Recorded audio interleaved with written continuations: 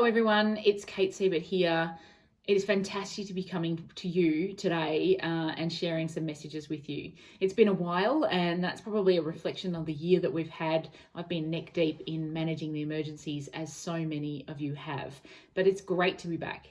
I'm coming to you from the lands of the Kulin Nations, the home to the Wurundjeri people, where it's been their homes for tens of thousands of years.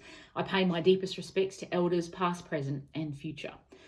I also pay my respects to any Aboriginal Torres Strait Islander people who are part of our crew, but also those who we service as part of the work that we do. Today's update is really about just a reflection on the year that we've had. It's been huge.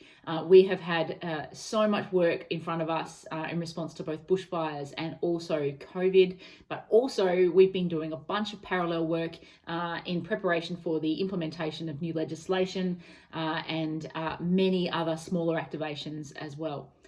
A big shout out to every single one of you in our team. I'm so proud of the work that you do, and I'm very, very grateful to be part of this amazing organisation. The year we've had is huge. We activated for the first time on the 22nd of December 2019, and we haven't stopped. We've been running operations, coordinating in the bushfires. We coordinated food and water to many isolated communities that equated to around 250 tonne of food and water to support bushfire impacted people.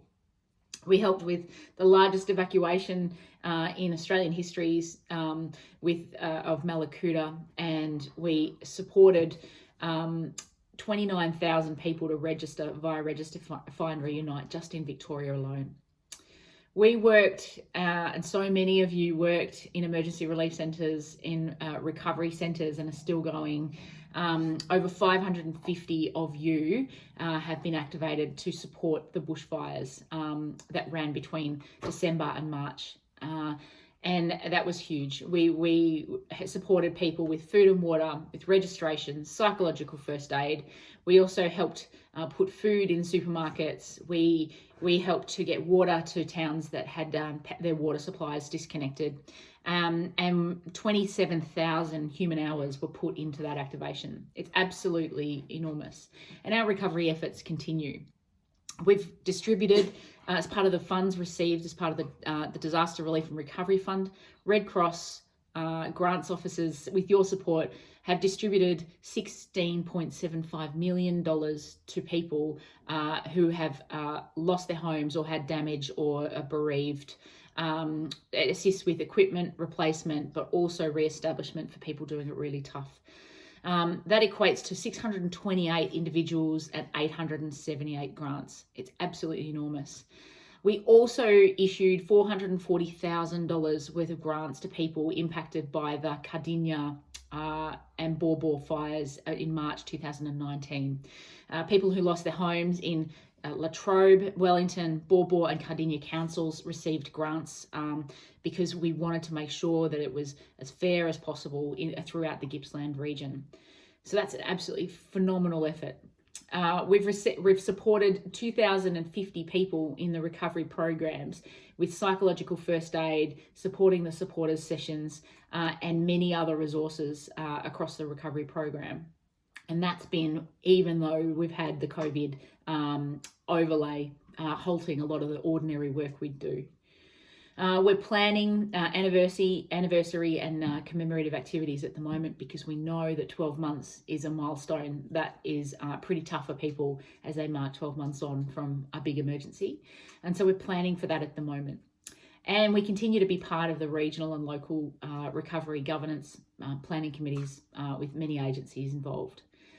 Our recovery mentors have supported the community-led recovery processes in Mallacoota, Can River, Buchan and Sarsfield, and we continue to support the many agencies operating across the recovery programs in the bushfire impacted areas.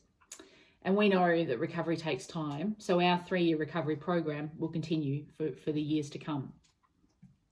A big shout out to the recovery team and any of you who have been involved in the recovery efforts to date. It is hard, and I really want to acknowledge the great big efforts that you've had to support people during their darkest days. And then came COVID. So we downed tools on the 16th of March, and then we activated in late March, I think it would have been the last week in March, to support people impacted by the quick and sharp lockdowns that happened in Victoria in response to COVID.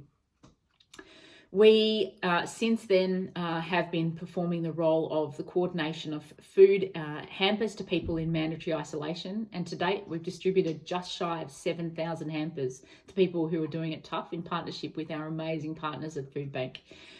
They've provided us with the food, and then we've been distributing that since March. We are also responsible for taking calls in through the Victorian Government COVID hotline. And today since March, we've received 15,780 calls in through that hotline and supporting connections through each of the local government areas. We've also started making calls, and will complete making calls over coming weeks, to 47,000 older Victorian single parents and people living with disabilities as a partnership with the Department of Health and Human Services. That's allowing us to make sure that people feel safe, that they are connected up to the services they need, and they're not doing it too tough. So it's more of a wellbeing check. We've been running the COVID operations for 275 days. That, on top of the 67 days for the bushfires, says to me that's a pretty big year in anyone's standards. So I want to congratulate you all for the efforts in that space. And across the bar, in our Victorian division, our Migrants and Asylum Seekers program have distributed 15,200 relief grants to asylum seekers who are not eligible for any government payments, who are living below the poverty line. And that's a significant program. Big shout out to the Migrants and Asylum Seekers program for the efforts that they've done. And if you're part of that team, congratulations to you. It's just wonderful work. And as we slide our way into the end of the year, 2020, the year that we made memories, we are preparing ourselves for a wetter than average summer. Grass fires are part of what are predicted. It's more likely that we're going to have higher grass, therefore more grass fires, but potentially floods and landslides in particularly the bushfire impacted areas. We're also watching what's going on in the northern parts of the country, because we'll provide support to them if they need us. So whilst it might not be a hot and dry summer for us this year, we should be ready to go anywhere, because we're Red Cross and that's what we do. So make sure that all of your reds and details are up to date, and you've connected in with your teams, and we all know where you are, so that if we do, at the drop of a hat, get activated, you're ready to go. I'd like to say a great big thank you to our team, the state office, and also to each and every one of our divisions, every single one of you, for the efforts this year. It is deeply humbling to be part of this organisation. It has got me out of bed in the toughest days, what has been the toughest year, and I'm super grateful to be part of your crew. Thank you so much, and I hope you have a great rest of your day. Take care, and thank you.